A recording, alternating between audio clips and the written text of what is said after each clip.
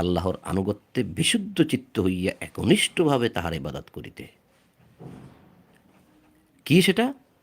সালাত কায়েম করিতে, জাকাত দিতে। এই হচ্ছে ইবাদত।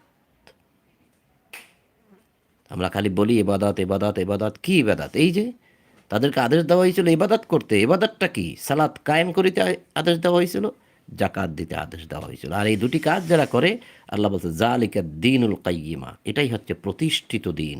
কাইয়্যিম, প্রতিষ্ঠিত, এখানে দিচ্ছে সঠিক দিন। আর এটা যারা করবে না, কিতাবীদের মধ্যে যারা কুফরি করে, মানে মিন আহলিল কাফারু মিন আহলিল কিতাব, যারা কাফির করবে বিষয়গুলোকে, তারা হবে সৃষ্টির অধম। আর যারা এই দুটি কাজ করবে, ইন্নাল্লাযিনা আমানু ওয়া আমিলুস সলিহাত, যারা বিশ্বাস করে, বিশ্বাসের বাস্তবায়ন দ্বারা সালাত আর জাকাত এই দুটি করলো, আমিলুস সলিহ